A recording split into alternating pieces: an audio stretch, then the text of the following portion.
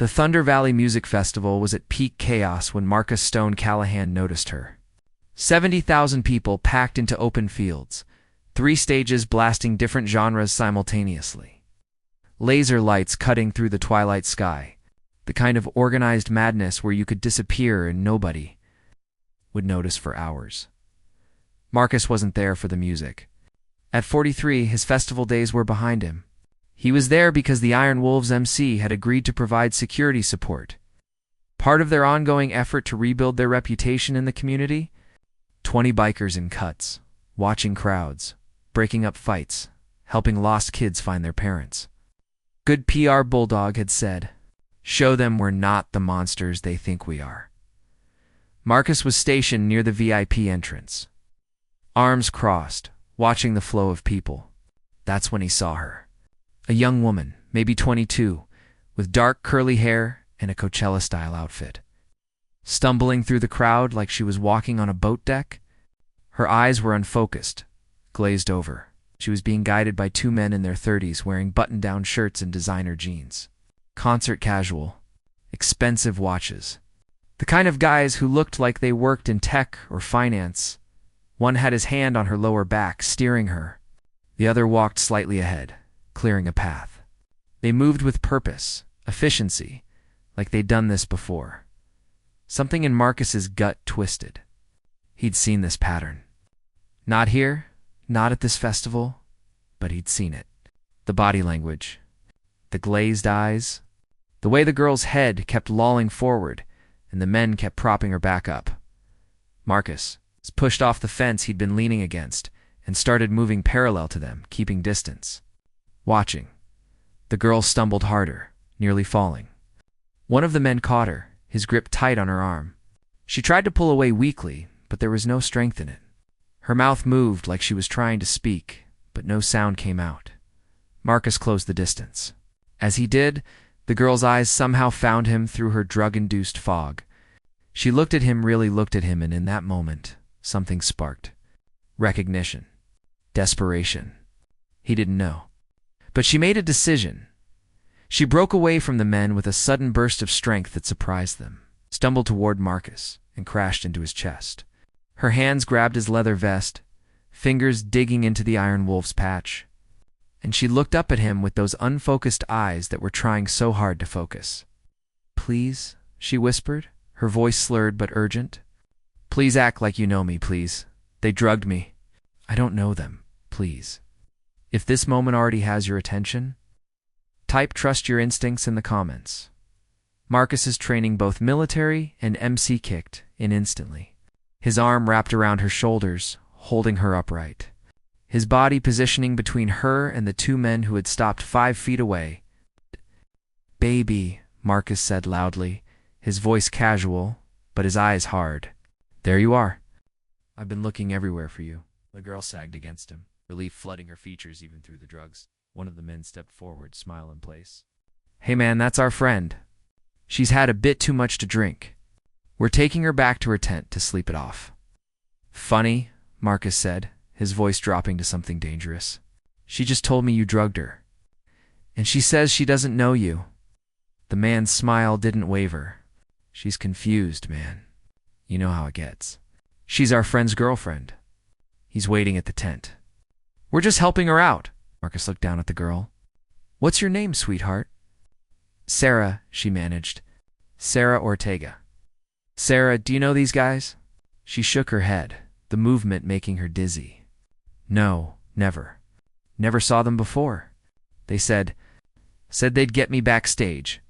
Gave me a drink. Then everything got weird." Marcus looked back at the men. "She says she doesn't know you. So here's what's going to happen. You're going to stay right here while I call festival security and we sort this out." The second man, who'd been quiet until now, took a step forward. "Look, biker boy, this isn't your business. Hand her over and walk away." Marcus's expression didn't change, but his voice got quieter, which made it more terrifying. "I'm not handing her anywhere. And if you take one more step toward her, you're going to find out exactly how much my business this becomes." The first man pulled out his phone. "I'm calling the cops. You're assaulting our friend. Good, Marcus said. Call them. I was about to do the same thing. He pulled out his own phone, keeping the girl supported with one arm, and hit speed dial. Stone 2 Bulldog. I need the crew at VIP Entrance Alpha. Right now. Possible drugging situation. 2 suspects trying to take a victim. Need containment. The 2 men heard that. Heard the crew. Her expressions shifted from confident to calculating. They were weighing odds. Within 90 seconds, 7 more bikers arrived. They didn't run, didn't cause a scene. It's materialized from different directions and formed a loose circle around Marcus, Sara, and the 2 men. Bulldog, the club president at 62 with a gray beard and prison tattoos, assessed the situation in 5 seconds. Talk to me. Stone, he said quietly. Girl says these 2 drugged her and were taking her somewhere. She asked me to pretend I knew her. I did. Now they're claiming she's their friend. Bulldog looked at Sara, who was barely staying conscious against Marcus's chest. He'd seen enough drug cases in his life to recognize the signs. She's not drunk. That's Rohypnol, or GHB. Look at her pupils. Look at her muscle control. A female biker named Raven, who'd been an ER nurse before the club, stepped forward. Sara, honey, can you hear me? I'm Raven. I'm a nurse. Can you tell me what you drank? Water, Sara whispered. Sealed bottle. He opened it in front of me, thought it was safe. Raven's jaw clenched. They dosed it when you weren't looking. Classic sleight of hand. She looked at Bulldog. She needs a hospital. Now, if this makes you angry, type protector in the comments. One of the men tried again. Look, this is a misunderstanding. We're friends with her roommate. She's just paranoid because she's drunk. Shut up, Bulldog said flatly. You're not going anywhere until the cops get here. And if you try to leave, my brothers here are going to remember your faces, your descriptions, and probably your license plate numbers. So I suggest you stay put. The men looked at each other. The first one's hand moved toward his pocket. Marcus saw it, and his free hand shot out, grabbing the man's wrist. Don't even think about it. Festival security arrived, first 3 guys in yellow vests who looked overwhelmed. What's going on here? Bulldog explained quickly. This young woman was drugged. These 2 men were escorting her out of the festival. She asked my brother for help. We're holding them until police arrive. One security guard looked skeptical. How do you know she was drugged? She looks drunk. Raven, the nurse, stepped in. I'm a licensed RN. That girl is exhibiting classic signs of drug-facilitated sedation. Dilated pupils, loss of muscle control, slurred speech, confusion, and partial consciousness. That's not alcohol. Call 911 now. Something in her professional tone got through. The guard radioed for medical and police. The 2 men tried one more play. We don't have to stay here. We haven't been arrested. We're leaving. 6 bikers stepped closer, not touching them, not threatening them, just being present. Just being large men in leather who were very interested in making sure they stayed. You could try to leave, Marcus said quietly. Still holding Sara, but I wouldn't recommend it. 10 minutes later, 2 police cruisers and an ambulance arrived. Officer Jennifer Park got out, saw the scene bikers, 2 well-dressed guys, a barely conscious girl inside. Somebody explain this to me quickly. Marcus walked her through it. Sara's plea. The men's attempts to take her. The observation about her condition. Officer Park examined Sara, asked her questions that Sara struggled to answer, and her expression hardened. Sara, do you consent to going to the hospital for a tox screen? Yes, Sara managed. Please. Park turned to the 2 men. I need to see ID from both of you. We don't have to. You do, if you want to leave this festival without being detained for questioning. ID. Now. They handed over their licenses. Park ran them through her system. Her eyebrows went up. Mr. Derek Vaughn, you have a prior arrest for drug possession in Nevada 2 years ago. Charges dropped. And Mr. Kyle Brennan, you have a sealed record that I can't access but was filed in Los Angeles. She looked at them with new eyes. You 2 are going to wait here while my partner talks to this young woman at the hospital. If her tox screen comes back positive for sedatives, you'll be answering a lot of questions. We want our lawyer, Derek said. That's your right, Park said. You're not under arrest yet, but you're persons of interest in a potential felony. So you can wait here voluntarily, or I can detain you for questioning. Your choice. They chose to wait. As paramedics loaded Sara onto a stretcher, she reached out and grabbed Marcus's hand. Thank you, she whispered. You saved me. I knew. I knew when I saw you. Something told me you'd help. Marcus squeezed her hand gently. You saved yourself, Sara. You trusted your instincts and asked for help. That took courage. I was so scared, she said, tears streaming down her face now. I don't know what would have happened if. Don't think about that, Raven said, walking beside the stretcher. You're safe now. I'm going to ride with you to the hospital, okay? You won't be alone. 3 hours later, Officer Park returned to the festival and found Marcus at his post. We need to talk. They walked to a quiet area. Park pulled out her notepad. Sara's tox screen came back positive for GHB. High dosage. Enough to incapacitate her for hours. She paused. When we searched Derek Vaughn's car in the parking lot, we found 3 more bottles of water, all pre-dosed with GHB. We found zip ties, duct tape, and a taser. And we found something else. She showed Marcus her phone. It displayed a group chat with multiple participants. Messages about targets, delivery, and clients. Photos of young women at various festivals. Code words that made Marcus's blood run cold. They're not just predators, Park said quietly.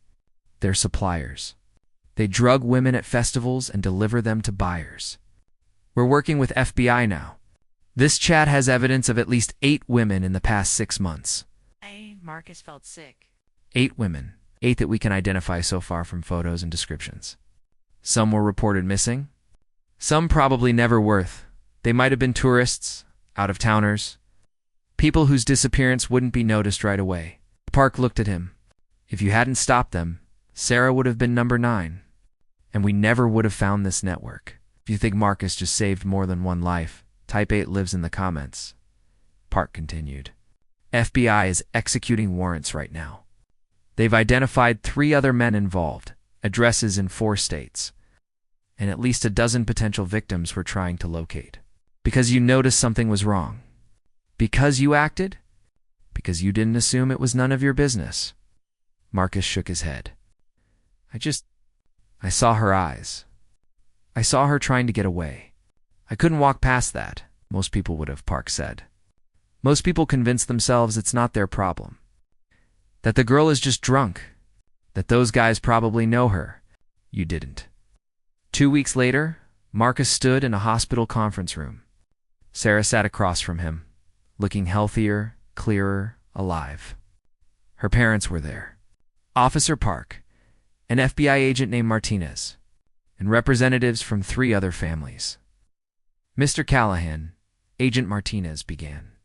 Because of your intervention at Thunder Valley Festival, we've dismantled a trafficking network that operated across 7 states. We've arrested 11 individuals. And we've located 7 of the 8 women whose images were found in the suspect's communications. A gestured to the other families in the room. These are some of those families. Their daughters went missing from music festivals over the past 2 years. They thought they'd never see them again.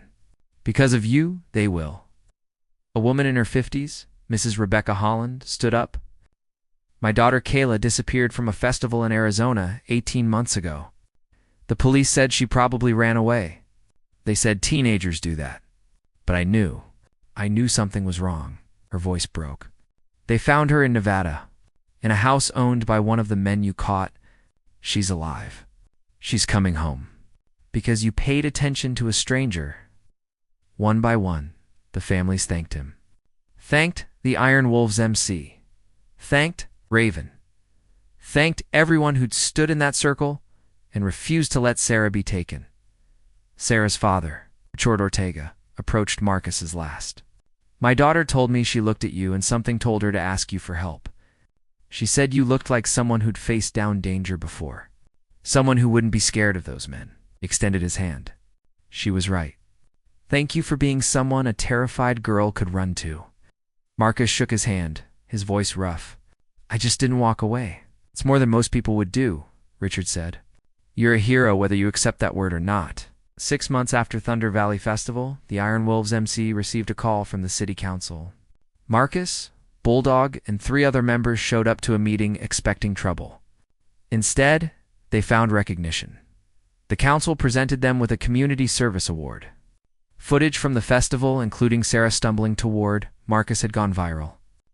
The story had been national news, and the narrative about motorcycle clubs had started to shift. For years, we viewed organizations like yours with suspicion, the mayor said. But the truth is, when it mattered most, you were the ones who stepped up.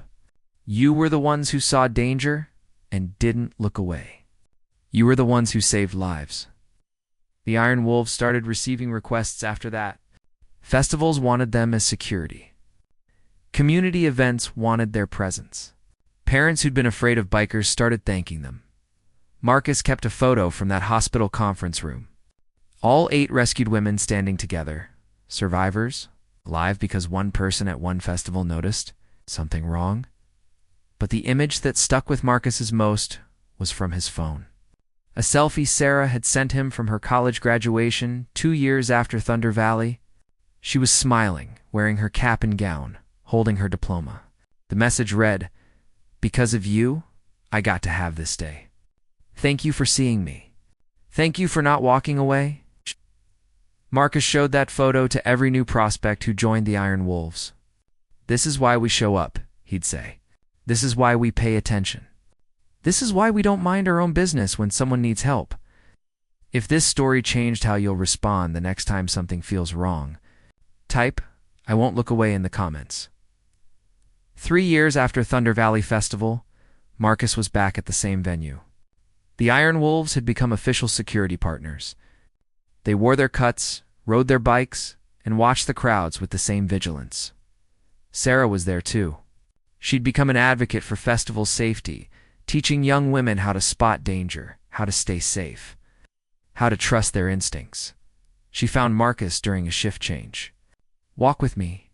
They walked through the festival grounds, past stages Marcus had stood near that night. "Do you ever think about it?" Sara asked. "About what would have happened if you'd looked away?" "Every day," Marcus admitted. 7 other women think about it too, Sara said. 7 women who are alive, who are healing, who get to have futures because you didn't look away. That's not nothing, Marcus. That's everything. They stopped at the VIP entrance where it had happened. Someone had placed a small plaque there, installed by the festival organizers. This spot marks where courage met crisis, where a stranger became a hero, where 8 lives were saved because one person paid attention. They wanted to name it after you, Sara said. Bulldog said you wouldn't allow it. It's not about me, Marcus said. It's about the lesson. Pay attention. Trust your gut. Act when something feels wrong. You know what the best part is? Sara smiled. There are dozens of people who've told me they stopped someone because they remembered your story. A girl at a club who was being let out drugged. A teenager at a mall being pulled toward a van. A woman at a bar whose drink was spiked. People saw the warning signs and acted. Because your story taught them to look. That's the ripple effect of one moment of awareness. One decision not to walk away. One person trusting their instincts over social politeness. Derek, Vaughn, and Kyle. Brennan are serving 25 to life in federal prison. Their network is dismantled. The 11 men involved are all incarcerated. And 8 women, Sara, Kayla, Michelle, Jasmine, Amanda, Nicole, Rebecca, and Tara are alive, healing. Building lives they almost didn't get to have. All because one biker at one festival noticed glazed eyes and a stumbling walk. Noticed the grip on an arm. Noticed something wrong in the middle of organized chaos. If you've ever walked past something that felt wrong and wish you'd stopped, type never again in the comments. And if this story taught you that danger can wear designer jeans and safety can wear leather, share it. Because the next Sara might be saved by someone who watched this video and learned to trust that uncomfortable feeling. Marcus, Stone Callahan still rides. Still volunteers at festivals. Still watches crowds with those vigilant eyes? Because predators still operate. Still count on noise and chaos and people minding their own business. But now there are more watchers. More people who know the signs. More people who won't look away. 8 women are alive because one didn't. 8 families are whole because one person decided social awkwardness was worth less than a life. 8 futures exist because one biker said, "Hey baby, there you are," and meant it. Sometimes the most heroic thing you can do is pretend you know someone. Act like you're their friend. Create a moment of safety in a sea of danger. And trust your gut when it tells you something is very, very wrong. Sara Ortega got to graduate college, start a career, fall in love, and build a life. Callahan got to come home to her mother. 6 other women got second chances, and hundreds more have been saved by people who learned from this story. That's the power of awareness. The power of action. The power of one person deciding that a stranger's safety matters more than their own comfort. Be that person. Be someone's Marcus. Be the one a terrified stranger can run to. Because somewhere right now, someone needs you to notice. Someone needs you to act. Someone needs you to pretend you know them. Will you be there?